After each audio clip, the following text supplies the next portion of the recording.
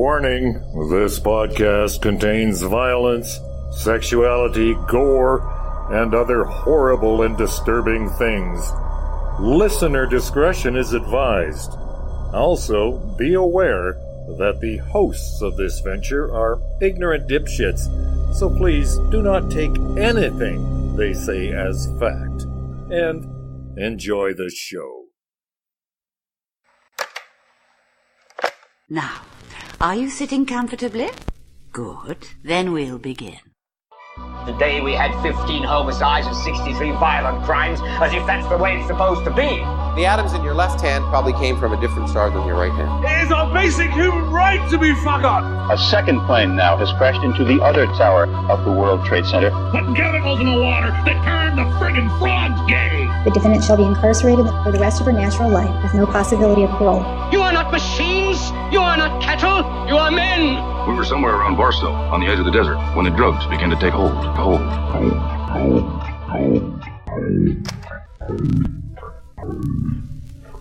Occultae Veritatis.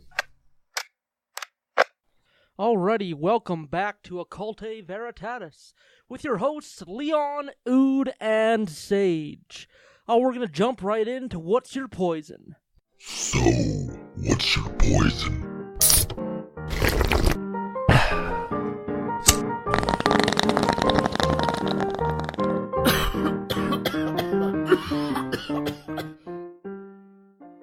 So today's poison is made by my lovely partner Daniel.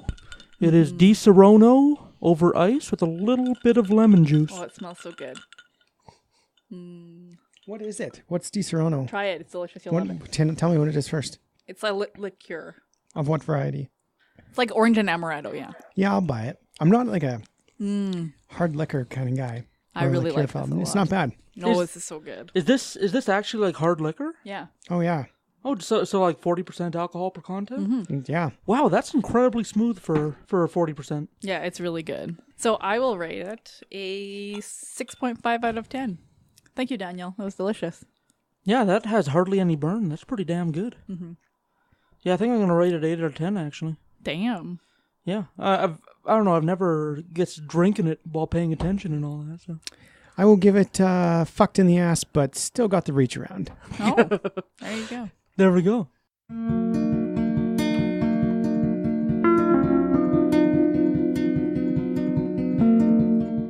The dynamics of a crime family are interesting in that being a member of a group committing a crime makes it easier to commit that crime.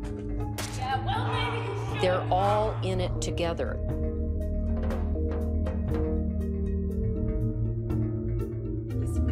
Kate Bender was a very pretty woman. It's been said that she had lips that would set any man dreaming. Very talkative, very provocative, and she would engage all of the travelers in conversations after they analyzed whether they were worthwhile robbing or not. The visitors who visited the inn were killed by having a blow in the back of the head, and Kate would jump out and slit their throats. Dr. York was their undoing because he wasn't from far away, as the others were. I don't think Katie thought she was going to get caught. That's exhibited by the fact that they repeated the same crime over and over and over. But eventually, things got too hot for them and they left. All right. Well, today I'm going to do the Bloody Bender family, and I would like to dedicate this episode to my sister-in-law for reasons that she knows. Okay. Her last name is Bender. It's funny. Now Though. you know. Yeah. So the Bloody Benders, as they are colloquially called, were a family of serial killers who lived and operated in Labette County, Kansas from 1871 to 1873. You say a family of serial killers? Yeah, a family. Ooh. A serial killer family. How cool is that? So the family consisted of John Bender, his wife, Elvira Bender, his son, John Jr., and daughter, Kate. While Bender mythology holds that John Jr. and Kate were brother and sister, contemporary newspapers reported that several of the Benders' neighbors stated that they claimed to be married, possibly a common law marriage. So they were either brother and sister or married or both. It is believed that the Benders killed at least a dozen travelers before their crimes were discovered and the family fled, with their fate uncertain. Much folklore and legend surrounds the Benders, making it difficult to separate fact from fiction. I can't help but think of Bender from Futurama every time I hear that. So it's going to be... the descriptions are going to be incredibly funny in my head. Bite my shiny metal ass. Well, they're not a family of robots. No. Oh. I know. So following the Civil War, the U.S. government moved the Osage Indians from Labette County, Kansas, to a new Indian territory, and I hate using the word Indian, located in what would eventually become Oklahoma. The newly vacant land was then made available to homesteaders. In October of 1870, 5 families of spiritualists settled in and around the township of Osage in western Labette Country, approximately 11 kilometers northeast of where Cherrydale would be established 7 months later. One of the families was John Bender Sr. and John Bender Jr., who registered 160 acres of land located adjacent to the Great Osage Trail, which was the only open road for traveling further west. After a cabin, a barn with a corral, and a well were built, in the fall of 1871, Elvira Bender and daughter Kate arrived. The cabin was divided into 2 rooms by a canvas wagon cover. Oh, man. I know, this is old school. Yeah. The Benders used a smaller room in the rear for living quarters, while the front room was converted into a general store, where a few dry goods were sold. The front section also contained a kitchen and a dining table, where travelers could stop for a meal and even spend the night. It's nice that you could do that back then, because now if you tried to open a business in the front half of your house, there'd be all kind of zoning violations and all kinds of shit. At least you wouldn't be serial killered. Yeah. It's like Hostel. Yeah, it is like Hostel. Right? Yeah, this is like Hostel. Nice. A little bit. Elvira and Kate Bender also planted a 2-acre vegetable garden and apple orchard north of the cabin. So it sounds pretty picturesque. I love apples. Yeah, like it's pretty idyllic starting out. Yeah. So John Pa Bender Sr. was around 60 years old and he spoke very little English. When he did speak it, it was so guttural that it was usually unintelligible. According to the May 23rd, 1873 edition of the Emporia News, he was identified with the name of William Bender. So, John or William, I don't know. Elvira Ma Bender, who also allegedly spoke very little English, was 55 years of age and was so unfriendly that their neighbors took to calling her a she-devil. Which is quite the insult for those times. Yeah, them's fighting words back then. Yep. John Bender Jr. was around 25 years old, handsome with auburn hair and mustache, and spoke English fluently but with a German accent. Ooh. He was prone to laughing aimlessly, which led many to consider him a half-wit. Like just giggling to himself? Yeah. Fuck, if he's anything laugh at nothing. If he's anything like me, he's probably thinking about memes he's seen the day before. In 1871. Oh, less memes back then. Yeah, quite a bit less. Yeah.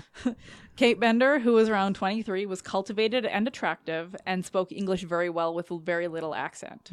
She was a self-proclaimed healer and psychic, and she distributed flyers advertising her supernatural powers and her ability to cure illnesses. Easier to be a psychic back then. It was much easier. Yeah. She also conducted seances and gave lectures on spiritualism, for which she gained notoriety for advocating free love. Uh-oh. Yeah. Uh-oh. Yeah. Dun dun dun. Kate's popularity became a large attraction for the Benders Inn. Although the elder Benders kept to themselves, Kate and her brother regularly attended Sunday school in nearby Harmony Grove. The Benders were widely believed to be German immigrants. Only the male Benders, however, were born overseas, and they were not actually a family. No documentation or definitive proof of their relationships to one another, or where they were born, has ever been found. So is that just information being lost, or is that them being careful? Probably both. Oh, okay. Mm-hmm.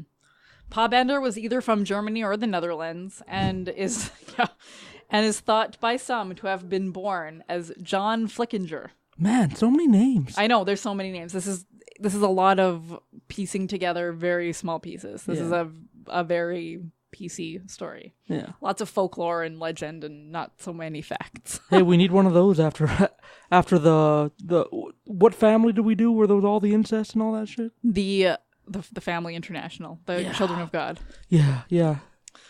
So according to contemporary newspapers, Elvira was born Elmira Hilmar Mike in the Adirondack Mountains. She married Simon Clark, with whom she had 12 children. Ooh. Later, she married William Stephen Griffith.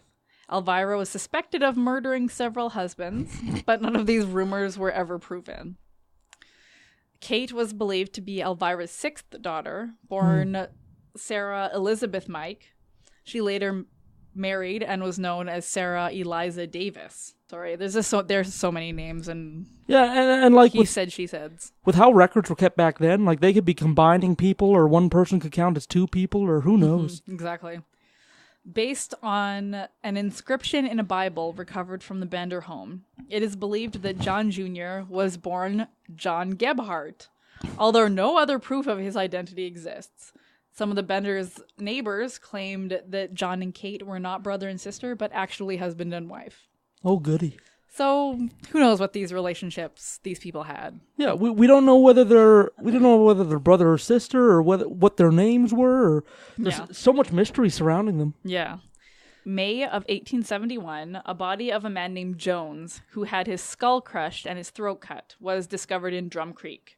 The owner of the Drum Creek claim was suspected, but no action was taken. In February of 1872, the bodies of two men were found who had the same injuries as Jones. By 1873, reports of missing people who had passed through the area had become so common that travelers began to avoid the trail. So it was like a murder trail. That's scary. I know. The area was already widely known for horse thieves and villains.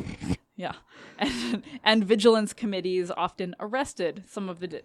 That's like the old-fashioned neighborhood watch. Yeah. They arrested some for the disappearances. Man, I just completed a playthrough of Red Dead Redemption, so this is all ringing a bell. Mm-hmm.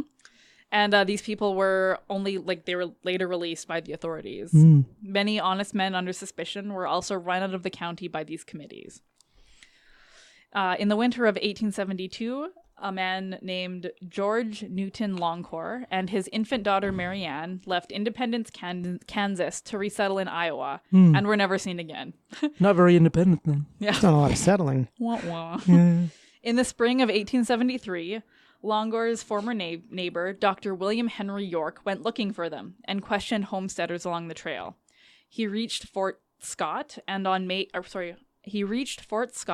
March 9th began the return journey to Independence, but never arrived home. Ah, shit. Dr. York had two brothers, Colonel Ed York, living in Fort Scott, and Alexander M. York, a member of the Kansas State Senate from Independence, who, in November of 1872, had been instrumental in exposing U.S. Senator Samuel C. Pomeroy's bribery of state legislators in his bid for re-election. Both knew of William's travel plans, and when he failed to return home, an all-out search began for the missing doctor. Colonel York, leading a company of some 50 men, questioned every traveler along the trail and visited all area homesteads. Oh, thorough. So sketchy stuff was happening, and people were starting to notice. Man, and that's a lot of effort. That's a lot of footwork for back then. Mm-hmm. So on March 28th of 1873, Colonel York arrived at the Bender's Inn with a Mr. Johnson, explaining to them that his brother had gone missing and asking if they had seen him. Oh. They admitted Dr. York had stayed with them and suggested the possibility that he had run into trouble with Indians. I say that with air quotes. Just not people from India. There's a few stories even from modern times where, the person who's later found to be the killer just says like, oh, some black guys did it, or some Asian guys did it, or something like that. Yeah, it's because people are garbage. Yeah. Colonel York agreed that this was possible and remained for dinner. On April 3rd, Colonel York returned to the inn with armed men after being informed that a woman had fled from the inn after being threatened with knives by Ma Bender. Ma allegedly could not understand English, while the younger Benders denied the claim. When York repeated the claim, Ma became enraged, and the woman... said the woman was a witch who had cursed her coffee and ordered the men to leave her house. Now, having been a victim of coffee cursage before, I understand the severity of this. What makes you think she's a witch? Well, she turned me into a newt. A newt? I got better. Oh my god. So at this point, she revealed for the first time that her sense of the English language was much better than she let on. Oh, goody. Yeah. Before York left, Kate asked him to return alone the following Friday night. Yeah. and she would use her clairvoyant abilities to help him find his brother. The men with York were convinced that the Benders and a neighboring family, the Roaches, were guilty and wanted to hang them all, but York insisted that evidence must be found. Well, that's sensible. Yeah. Around the same time, neighboring communities began to make accusations that the Osage community was responsible for the disappearances, and a meeting was arranged by the Osage Township in the Harmony Grove schoolhouse. The meeting was attended by 75 locals, including Colonel York and both Pa and John Bender. After discussing the disappearances, including that of William York, it was agreed that a search warrant would be obtained to search every homestead between Big Hill Creek and Drum Creek. Despite York's strong suspicions regarding the Benders since his visit several weeks earlier, no one had watched them, and it was not noticed for several days that they had fled. Man. Just incompetence. So they basically just bailed. Yeah. Yeah. They got the fuck out. Just took a walk. Yeah, like they just all Adios. left. So 3 days after the township meeting, Billy Toll, a man named Billy Toll, was driving cattle past the Bender property when he noticed that the inn was abandoned and the farm animals were unfed. Toll reported the fact to the township trustee, but because of inclement weather, several days lapsed before the abandonment could be investigated. The township trustee called for volunteers, and several hundred turned out to form a search party. Jesus. That included Colonel York, our good buddy Colonel York. I guess people were looking for entertainment more back then. I guess. Let's go search the Bender home. Yeah. Sounds like a party. Yeah. When the party arrived at the inn, they found the cabin empty of food, clothing, and personal possessions. A bad odor was noticed. And, yeah, that's never a good sign. And traced to a trap door underneath a bed, nailed shut. After opening the trap, an empty room beneath, 6 feet deep and 7 feet square at the top by 3 feet square at the bottom, was found to have clotted blood on the floor. The stone slab was broken up with sledgehammers, but no bodies were found. Yeah. It was determined that the smell was from the blood that had soaked into the soil on the floor. Oh, gross. Man. Super gross. Wash your floors. I remember when I was in college, one of my roommates, as a prank, he put like a raw chicken underneath my bed, and it just rotted. Gross. And I couldn't find where the fuck the smell was. And he like hid it behind like the leg of my bed, so I couldn't find it. That's a pretty classic prank, though. Rotten chicken under the bed. That's disgusting. Yeah. So the men then physically lifted up the cabin and moved it to the side so that they could dig under it, but still no bodies were found. They then began to probe the ground around the cabin with a metal rod, especially in the disturbed soil of the vegetable garden and the orchard, where Dr. York's body was found later that evening, to the surprise of no one, buried face down with his feet barely below the surface. The probing continued until midnight, with another 9 suspected grave sites marked before the men were satisfied that they had found them all and retired for the night. Digging resumed the following morning, and another 8 bodies were found. Jesus. In 7 of the 9 suspected graves, while one was found in the well, along with a number of body parts. All but one had their heads bashed in with a hammer and their throats cut. Wow. And it was reported in newspapers that they had all been indecently mutilated. What exactly does that mean? Well, it's opposed to decently mutilated. Yeah. Is that saying please before you mutilate them? You guys. The body of a young girl was found with no injuries sufficient to cause death. It was speculated that she had been strangled or buried alive. Oh. Yeah. Kansas newspaper reported that the crowd was so incensed after finding the bodies that a friend of the Benders named Brockman, who was among the onlookers, was hung from a beam of the inn until unconscious, revived, and then interrogated as to what he knew, then hanged again. And this time they killed him when they hanged him? After the third hanging, Jesus, they released him, and he staggered home as one who was drunken or deranged. Poor fucker. I know. Can you, is it his fault that, did they think he knew something? Christ almighty, guilty by association? I guess. Mm-hmm. That was good enough back then, I guess. Yeah. A Roman Catholic prayer book was found in the house with notes inside written in German, which were later translated. The text read, Johanna Bender, born July 30th, 1848. And John Gerhardt came to America on July 1st, Big Slaughter Day, January 8th. Oh no. And Hell departed. Strange notes. I know. They're so cryptic. They're really cryptic. Yeah. Mm-hmm.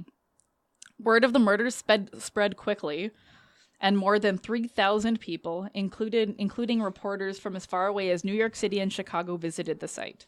The Bender cabin was destroyed by souvenir hunters who took everything, including the bricks that lined the cellar and stones lining the well. Holy shit. The state senator Alexander York offered a $1,000, which is $19,992 as of 2017, reward for the Bender family's arrest. That's not bad. Yeah. On May 17th, Kansas Governor Thomas A. Osborne offered a $2,000, which is $39,983 in 2017. Big money. Yeah. Reward for the apprehension of all four. It is conjectured that when a guest would stay at the Bender's bed and breakfast inn, the hosts would invite the guest to a seat of honor at the table, which would be positioned over a trapdoor that led into the cellar. With the victim's back to the curtain, Kate would distract the guest, while John Bender or his son would come from behind the curtain and strike the guest on the right side of the skull with a hammer. The victim's throat would be cut by one of the women to ensure death. The body would then be dropped through the trapdoor. Once in the cellar, the body would be stripped and later buried somewhere on the property, often in the orchard. Man, this is like Sweeney Todd. Yeah, it's like Sweeney Todd. Except without the meat pies. Yeah. Although some of the victims had been quite wealthy, others had been carrying little of value on them.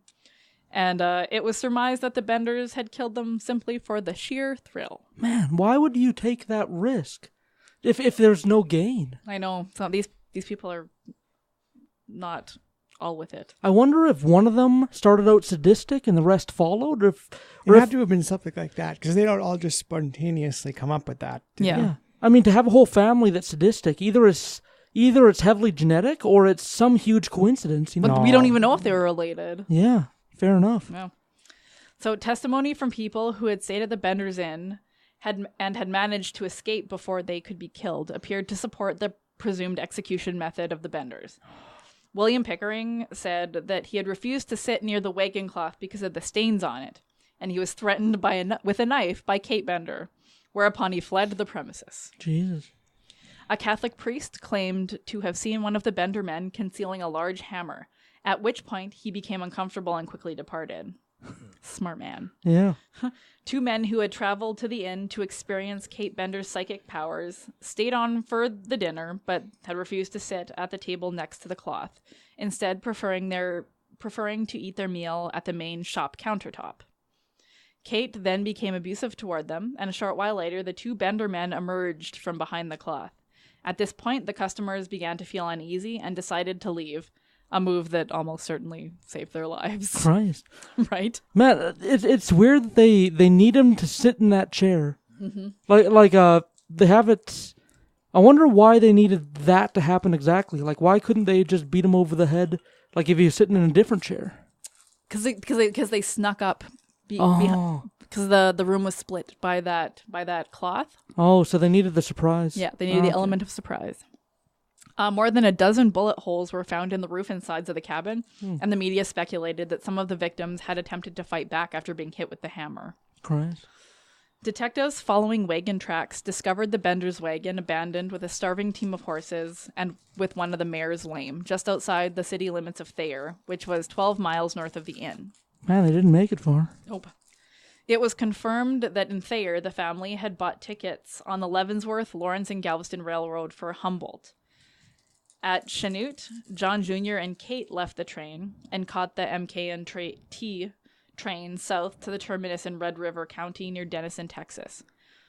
From there, they traveled to an outlaw colony thought to be on the border between Texas and New Mexico. Are those people that just don't want to follow the town's laws, so they make their own little camp? Yeah, I think it was just kind of like a commune kind of situation.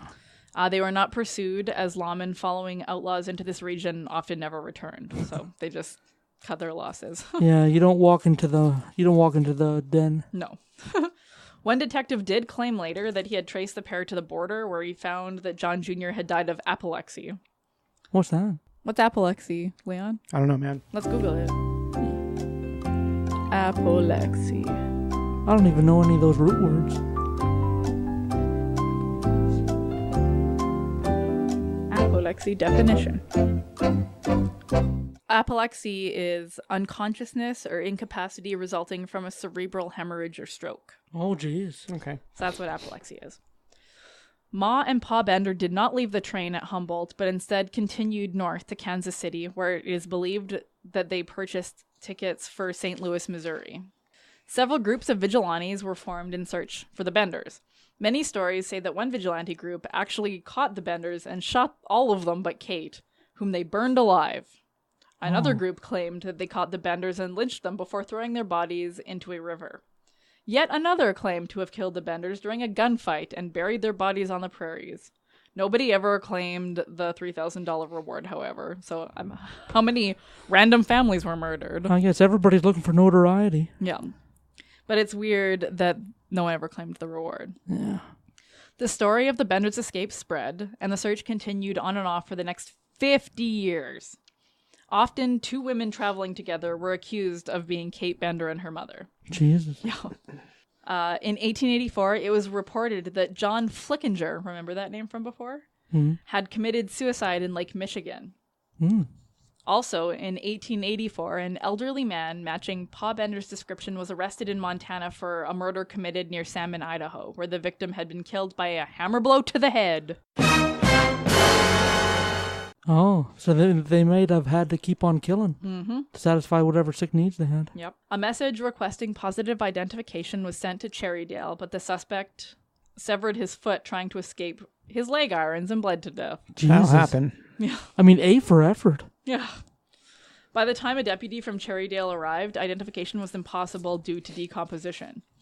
Despite the lack of identification, the man's skull was displayed as that of Pa Bender in a salmon saloon until Prohibition forced its closure in 1920, and the skull disappeared. Man, I would feel so fucking useless as a policeman back then. Because it's like, you have no forensic science to go off of. Yeah, would have been really tough. Yeah. And whether or not John Flickinger was really I would look John for semen Bender. samples. Well, you can't test semen samples back in the day. You can just look. What have they been eating? Does it taste kind of like bleach to me and a little not enough pineapple? Yeah, and you can track the pineapple eaters down, and pineapple was expensive in those days. Pineapple was expensive. So you got some tasty cum, as a rich person with some pineapple. There. It's solved.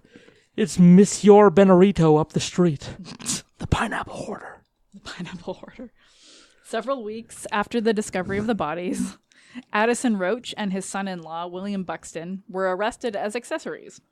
In total, 12 men of bad repute in general, in quotations, would be arrested, including Brockman. All had been involved in disposing of the victim's stolen goods, with Mitt Cherry, a member of the vigilante committee, implicated for forging a letter from one of the victims, informing the man's wife that he had arrived safely at his destination in Illinois. Brockman would be arrested again 23 years later for the rape and murder of his own 18-year-old daughter. What a winner. Jesus, what an asshole. Yeah. On October 31st, 1889, it was reported that Miss Almira Monroe, a.k.a. Mrs. Almira Griffith, and Mrs. Sarah Eliza Davis, if you remember from the beginning, had been arrested in Niles, Michigan, several weeks later for larceny. They were released after being found not guilty, but then they were immediately rearrested for the Bender murders. According to the Pittsburgh Dispatch, the daughter of one of the Bender's victims, Mrs. Frances McCann, had reported the pair to authorities in early October after tracking them down. Mrs. McCann's story came from dreams she had had about her father's murder. Oh, that's reliable. Which she described with Sarah Eliza. I dreamt that my cat was bigger than me and was like batting me around like a mouse. Should I go off that, Annie? The other night, I dreamt that my husband was hoarding a bunch of beige mittens, and he kept a secret from me because he didn't want me to steal them. So that's that's the kind of things that the dreams tell us. Did he hiss at you like a cat when you went near his mittens? No, he didn't. Okay. The women's identities were later confirmed by two Osage Township witnesses from a tintype photograph. In mid-October, Sheriff Deputy Dick, the Osage... That's a real I love name. that name! Sheriff Deputy Dick. Oh, Man, if I was the mayor, I'd hire that dude immediately. Immediately. His last name's Dick. We're hiring the deputy? Fuck, we got to make that happen. And Friday morning, you will report at 0300 to the office of Captain Cock and his merry gentleman. Anyway, so this guy, he was the township trustee who had headed the search of the Bender property. He arrived in Michigan and arrested the couple on October 30th, following their release on the larceny charges. Mrs. Monroe resisted, declaring that she would not be taken alive, but was subdued by local deputies. She was wrong. Yes. Mrs. Davis claimed that Mrs. Monroe was Ma Bender, but that she herself was not Kate, but her sister Sarah. She later signed an affidavit to the effect, which means nothing, while Monroe continued to deny the identification and in turn accused Sarah Eliza of being the real Kate Bender. This is all very convoluted and silly. And it's made all the worse because, law departments didn't communicate readily back then, so they could be arresting like Benders all over the country and not know it. They just wouldn't even know. Yeah. So Deputy Dick, along with Mrs. McCann, escorted... And Captain Cock. And Captain Cock, apparently, escorted the pair to Oswego, Kansas, where 7 members of a 13-member panel confirmed the identification and committed them for trial. Oswego sounds like a town where, at the end of a country song, that's where the lovers go to live. Maybe they do. I don't know their lives. I don't listen to country music. It sounds like a sex position that involves the smearing of feces under one's nose. No, that's a Dirty Sanchez.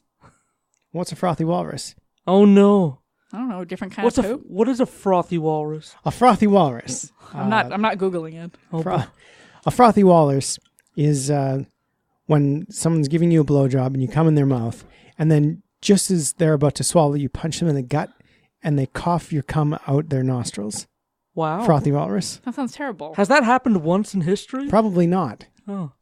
Gross. No. So if there's any listeners out there that want to record that and send it to ovfeedback@gmail.com, you could be the first to pull that off. Don't send it to my email. I don't want to see it. I want to see it. Make sure the person you're punching in the gut consents to it. Make sure they're into that, because it could be quite dangerous. Yeah. Killed Houdini. He didn't. Yeah, it did, but he didn't have a mouthful of cum when he died. Oh, well, I mean, right. I don't know that, but yeah, it wasn't widely reported. If it did happen, well, you wouldn't report on that, would you? No. I would be embarrassed. Yeah. I'd be embarrassed too. Sorry, go ahead, Benders. Sorry. Another of Mrs. Monroe's daughters, whose name was Mary Garday, later provided an affidavit claiming that her mother, then Elvira Sheeler, under the name Elvira Marks, was actually serving 2 years in the Detroit House of Corrections in 1872 for the manslaughter of her daughter-in-law, Emily Mark. Records of the incarceration back up this affidavit. At her hearing, Mrs. Monroe denied any knowledge of Sheeler or the manslaughter charge and remained incarcerated with her daughter. Originally scheduled for February of 1890, the trial was held over to May. Mrs. Monroe now admitted that she had married a Mr. Sheeler in 1872 and claimed she had previously denied it, as she did not want the court to know that her name was Sheeler at the time and that she had a conviction for manslaughter. Their attorney also produced a marriage certificate indicating that Mrs. Davis had been married in Michigan in 1872, the time when several of the murders were committed. Eyewitness testimony was given that Mrs. Monroe was Ma Bender, and Judge Calvin dismissed Mary Garday's affidavit as she was a chip off the old block. Yeah, part of the old boys club. Yeah. Yeah. And he found that the other affidavits supporting Garday's were sufficient proof that the women could never be convicted, however, and he discharged them both. The affidavits and other people are missing from the file in Labette County, so further examination is impossible. Oh, goody. Isn't that convenient? Mm-hmm. A number of researchers question the ready acceptance of the affidavit's authenticity and suggested the county was unwilling to accept the expense of boarding the 2 women for an extended period. While the 2 women were certainly criminals and liars, as their own defense attorney admitted, the charges were weak and many people doubted their identification as the Benders. So to this day, it kind of remains a mystery on what happened to the Benders, who they were, if any of this stuff was true, but it certainly makes a neat story. Man, Hollywood's been trying to reboot the Western for a while now. This would make a fantastic Western. I was thinking that a couple of minutes ago. Yeah, this would make for a really fantastic film. It would. It would be an excellent movie. I wonder if there are any movies that are based off the Benders. I want Johnny Depp cast. No, Johnny Depp. He's a wife beater. Is he? Yeah? Yeah, plus he seems like a grumpy douche in all the interviews I've seen him in. And after he was Tonto in that one movie, I don't think he needs to appropriate any more indigenous culture. Okay, well, there's a movie that was made in 2016 called Bender. The unsettling true story of America's first serial killing family. A troubled doctor searches for patients. Maybe we can do a watching of that for Patreon. Ooh, that'll be good. Let us know if you want to do that. Yeah, I'm in. Yeah, I would totally watch that movie, and we can just chat about it while we watch it. Yeah, there's a bunch of... We can even make it... If it's related to this, we can even make it part of the Bad Movie Club. Ooh, yeah. Yeah. We have the power. We have the power. Cool. Well, that'll be good. Yeah. I don't know.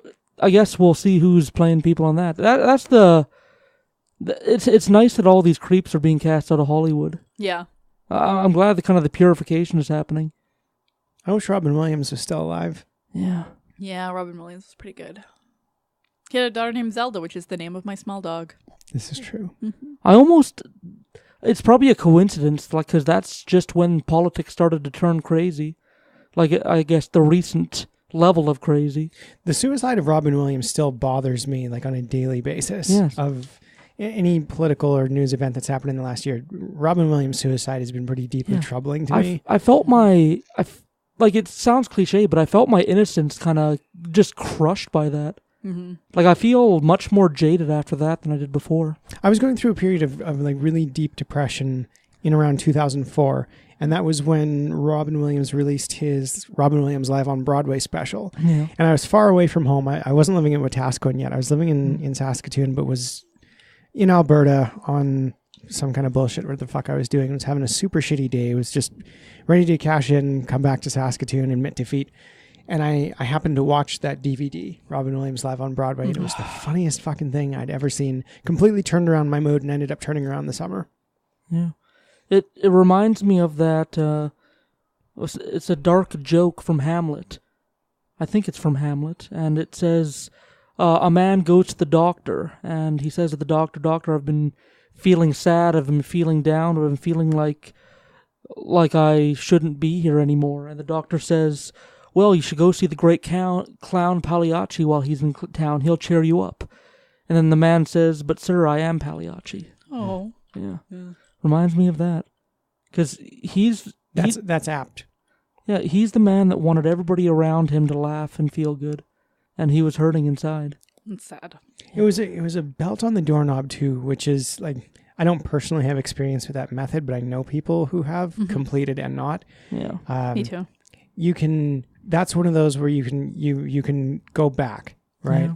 You get your head in that belt, you can spin around once and then make a decision. Yeah. Spin again, make a decision. There's always a back out. So in order to commit to that, you've got to really sit down and say, okay, I decided I'm not going to breathe anymore. Yeah. And it's not like a gun.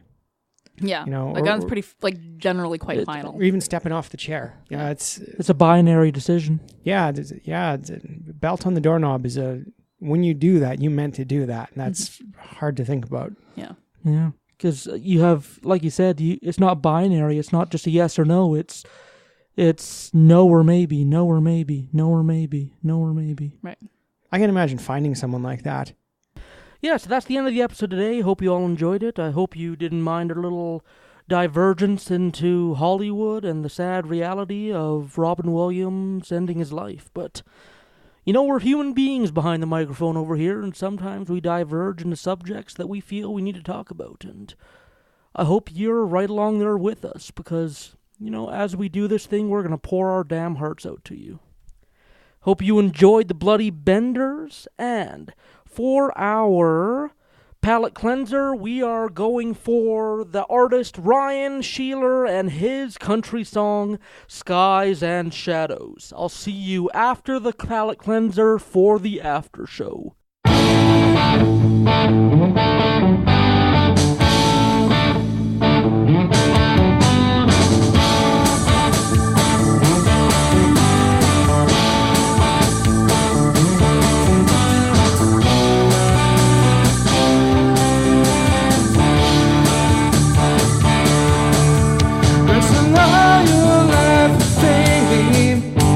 Does anyone even care? They build you a man like you.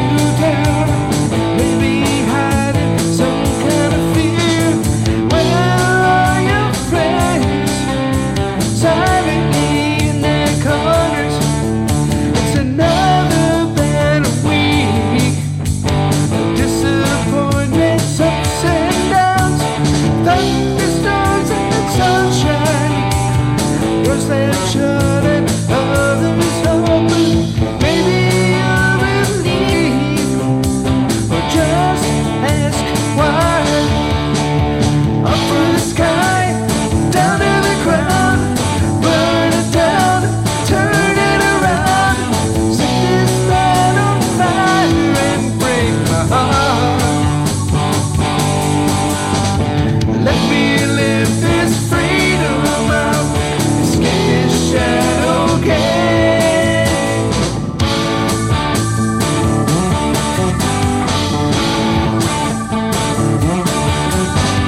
Now he sits in the driver's seat, a life going nowhere fast.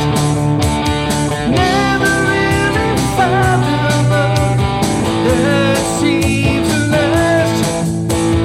Where is he going? Where are we going? I wanna run like a child, happy and free.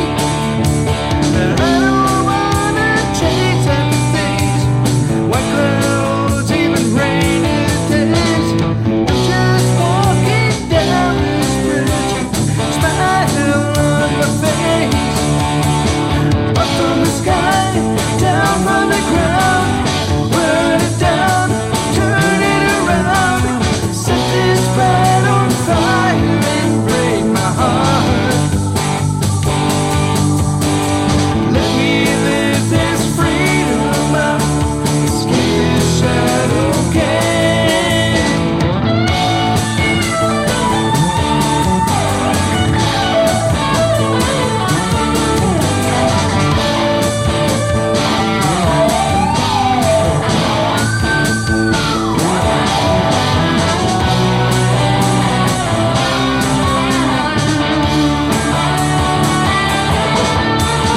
Up from the sky, down from the ground, burn it down, turn it around, set this land on fire and break my heart. Let me live this freedom out, escape this shadow game. Set this land on fire and break my heart. Let me live this freedom out, escape this shadow game.